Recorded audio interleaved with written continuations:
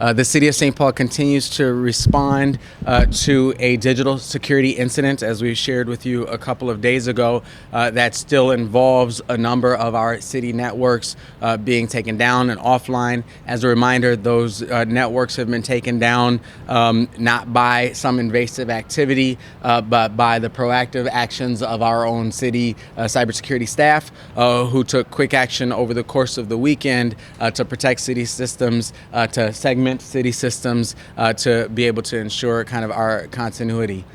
Our top priority from the beginning of this challenge has been, as always, the safety and security of our residents. That started with ensuring that 911 operations were able to continue. We continue to encourage St. Paul residents, as we do every single day, that if you experience an emergency or if you have an acute concern, to go ahead and call 911 with the full understanding that our St. Paul Police Department, our St. Paul Fire Department, our St. Paul paramedics are on their way, same as always. We have shared that obviously we have some systems that are down, some of those network systems that they typically rely on, they have not had access to, but from a community member perspective, those same officers are on their way. They may be getting some information that they might usually get on a screen, they might be getting it on the phone, but they're on their way the same as always. We actually believe that we are in process of addressing the situation to get them back up on a screen as well. But that's been one of our top priorities. We believe that from a data perspective, the risk of St. Paul residents, average residents who aren't city employees, who are just neighbors in a community, having some type of data being shared or breached or stolen as a result of this crime is very low. In fact, the city maintains very little data. The city doesn't have social security numbers on random residents. The city doesn't maintain that type of sensitive information on community members who don't have some type of fiscal relationship with the city in that way. I shared with you before, and it continues to be the case, while I don't have specific information to confirm that identifying information or employee payroll type of information has been accessed illegally, we also are not at the point yet where we've been able to completely rule that out, which is why we have advised our city staff to take protective measures with regard to their own digital identity and footprint. That includes resetting passwords that may be stored on their browsers, better yet, not storing passwords on their browsers, and taking protective measures regarding their own kind of financial, their own financial identity as well online.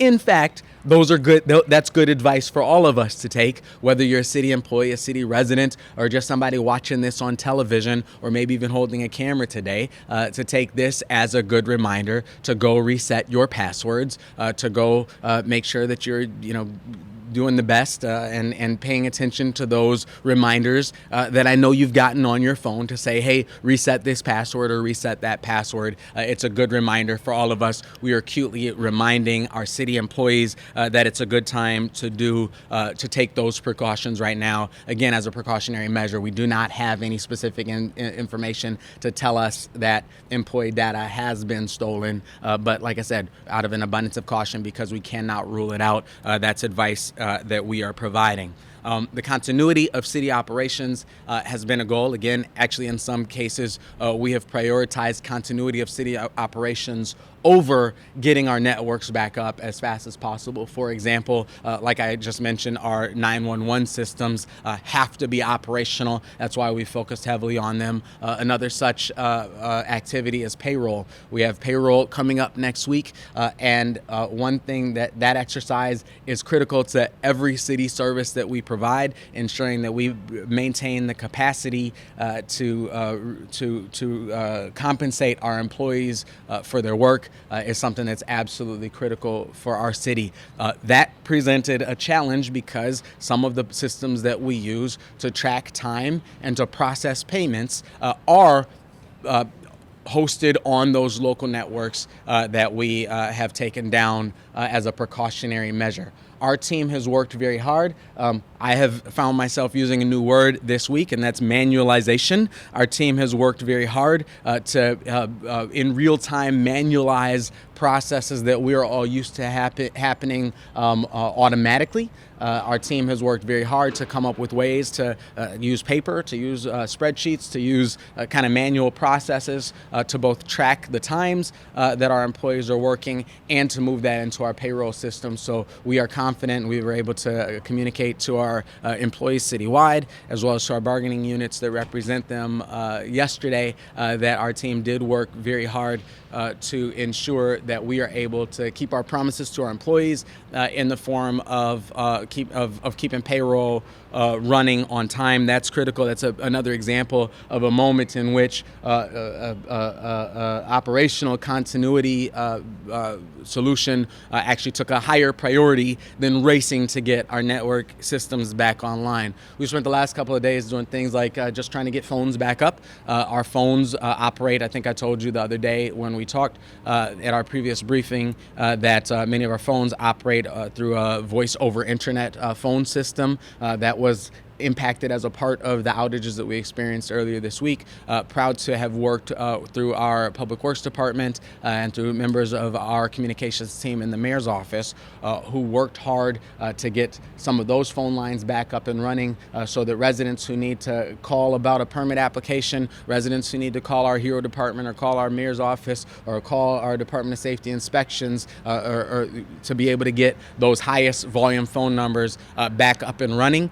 So call the city when you need help, when you need to access city services, call the city, and that's very important. One of the most important texts that I received this week was from our library director, Maureen Hartman, who is here, who texted me to remind me that Lexi, the axolotl at Rice Street Library, is fully analog and fully available and ready to receive visitors. And on that note, there are many things that are fully analog, that are fully available and ready to receive visitors. Our beach at Phelan Lake is an amazing place to enjoy with your family. Como Zoo, as a result of this activity that we're doing this week, is just as free as it was last year and the year before that and the year before that. That's a fantastic place to enjoy with your families. We have, if you want to read a book with children, if you want to bring your children to a place to for a puppet show or to read with a dog or Library After Dark, our St. Paul libraries are a fantastic place to do that. And just up the street later tonight, we will have music in Mears Park. Our city is alive. Our city services are active. We do continue to have back-end software challenges that we are working through, and we continue to have city employees who are committed to working through every single challenge to provide top-notch public services for every single resident. A couple of years ago, I had a lot of occasions to talk to many of you about an acute challenge that pushed us all onto our computers and away from one another. This week, we are navigating an acute challenge that's pushing us off of our computers.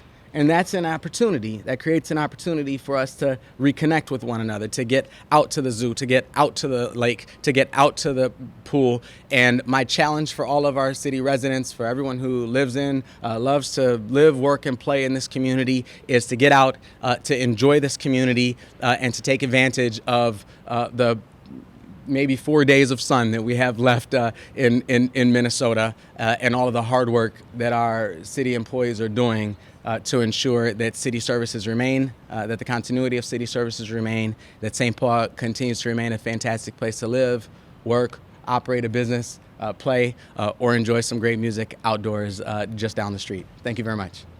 Happy to take any questions. Mayor Carter, can you talk about any progress that you've made in identifying who's behind this breach? Again, what I shared earlier the other day is that my focus is completely on, again, the safety and stability of our residents and staff, and on the continuity of city services, which includes continuity of city services while we get our networks back up and pushing to get our networks back up. There are folks actively working to investigate the criminal components of this activity. That's not my primary jurisdiction jurisdiction. We have folks at literally every level of government who are working hard on that. I will be listening as closely as you will to them as they identify findings and identify folks to hold responsible. I'll be cheering them on as they do that work. I'm not able to share any specific details about either speculating on the motivations of the threat actor involved in this or the specifics of any investigation that's ongoing. My priority has been from day one the same thing that it always is: ensuring that St. Paul is a safe and stable place, and to making sure that city operations and city services are available and accessible to our residents. We don't have a specific timeline for when we'll have things up and running. Again, our Office of Technology and Communications has been working hard to make sure that we do to make sure that we do all of those investigative pieces, to do the forensic analysis of all of our systems and move forward. Obviously, we would make the problem worse by trying to race to get systems back up before we can have the surety that we need, that we can do that in a way that creates a secure environment to move forward in. And so our top priority is going through that forensic analysis and ensuring the efficacy and the cleanliness of all of those servers before we bring them back online. Hopefully I'll have more to share with you about that in the near future. I do not right now have a defined timeline. Many cybersecurity experts have speculated that this is a ransomware attack because it kind of looks and acts like one. At your last briefing, you said you had not at that point received a ransom demand. Have you received a ransom demand as of now? Again, anything regarding the threat actor or anything that involves the investigation will have to come from investigative partners at some point in time. I don't have anything to share with you about an investigation or any of those types of things. My focus has been pretty laser focused on the continuity of city operations and the safety and security for both our residents and our employees, who I know have a lot of questions around this, who have a lot of feelings of threat and vulnerability where this is concerned, which is why it's important for me to share what we do know, what we don't know. Again, starting with that assurance to our residents that for the vast majority of the people who live, work, and play in this city, we're sure that none of their personal sensitive information has been accessed through this crime, because the city doesn't, frankly, maintain any personal sensitive information on them.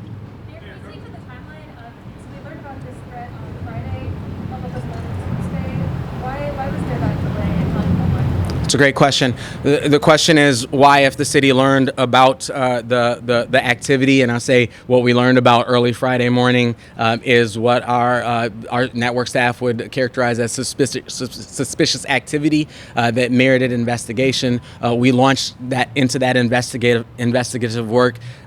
Did determine it to be the intentional work of a threat actor pretty quickly in the process, and so you're right. It was a couple of days before we began communicating that publicly. There's a very simple reason, and that is because as we engaged national cybersecurity experts as consultants in this work, as we engaged different partners, as we worked with our own digital security staff at the city, it became clear that there was a threat actor involved in this that may or may not have known that they were identified, that their activity was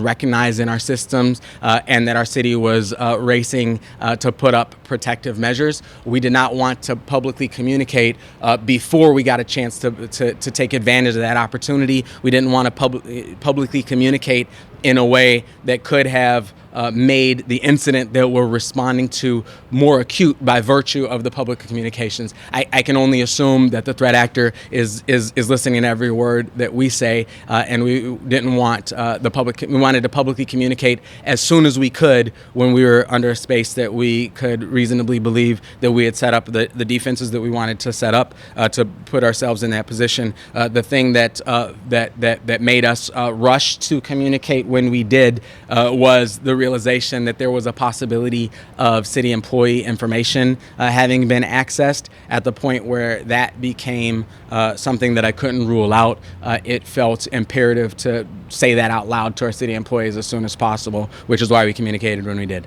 We'll take two more questions. Mayor, could In the budget 2025, this is there's a note in the Office of Technology that says that there was strategic spending reductions, specifically with computer software and personal services. Can you share more about that and specifically connected to the city's cybersecurity?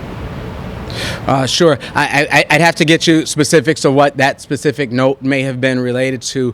We've taken significant measures over the past several years to boost the city's cybersecurity posture. Obviously, we've seen a trend nationally and internationally of municipalities, of school districts, of schools, of health systems coming under coming under digital security incidents just like this, which is why we've taken that posture. We just a couple of years ago established a full-time chief information security officer position for the first time in our city's history. As a part of that body of work, we've stood up kind of the internal phishing campaigns to help do the to train, to educate our city staff on the threats that exist on the internet and help us boost our posture. We have boosted our multi-factor identification and some of those types of things, and we're currently in the process of a major network and infrastructure modernization effort that was launched just earlier this year to strengthen our defenses against increasingly sophisticated cybercrime. So I don't know the specifics of whatever that note was, the trajectory that we have moved, and obviously we are in the same financial environment that all of our organizations and all of our companies are in right now, and so we are constantly figuring out where opportunities to identify efficiencies within our budget, and so that department would be subject to all the same. The trajectory that we've moved has been very significantly towards boosting as fast as we can our city's cybersecurity posture, and we'll continue to do that. Mayor, you mentioned that payroll is coming up, and can you reassure city employees that they will receive their paychecks as normal, or how confident are you in getting that done right now? Oh, our city employees will receive their paychecks as normal. Our leadership team made that our top priority. Again, that's a goal that we actually even prioritized above getting our networks back on. It's going to require a lot of work, and it's going to be a lot of work to do that, and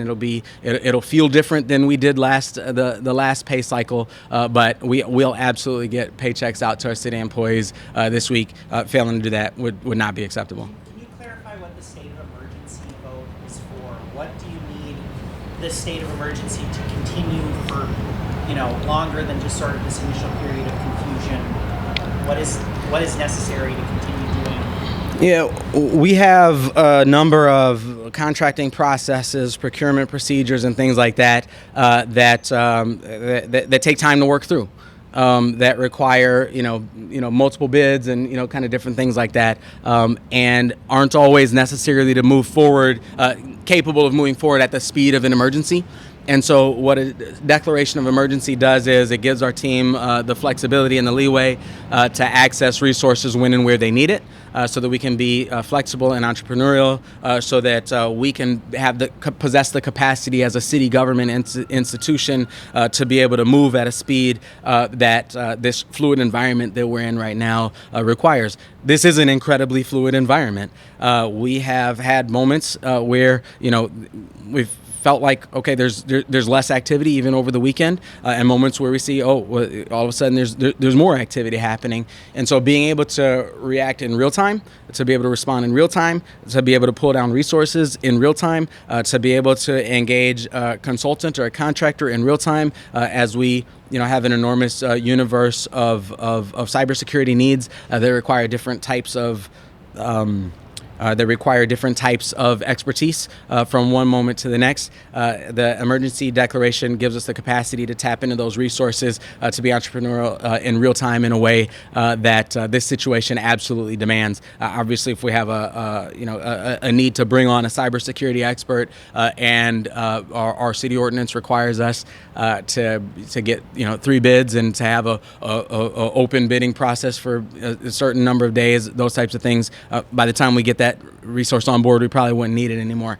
So that's what that does. I'm really grateful to all of the folks who have jumped in to help us, whether that's our partnership with the county, whether that's the heroes from the Minnesota National Guard who have stepped in to help us get through this thing, whether that's the national cybersecurity experts that we've brought on board who came in literally within 24 hours of understanding that there was an active threat involved, and certainly where our citywide leadership team is concerned, and our city employees. I keep saying this. I actually look forward to fewer opportunities to say this, but one truism of my life that proves more and more true every single year, especially over the last decade or so, has been that if you have to go through a storm, there's no better crew of folks to go through it with than the men and women who work for the city of St. Paul every day. We will continue to keep you posted as we get more information. We'll continue to communicate and share with you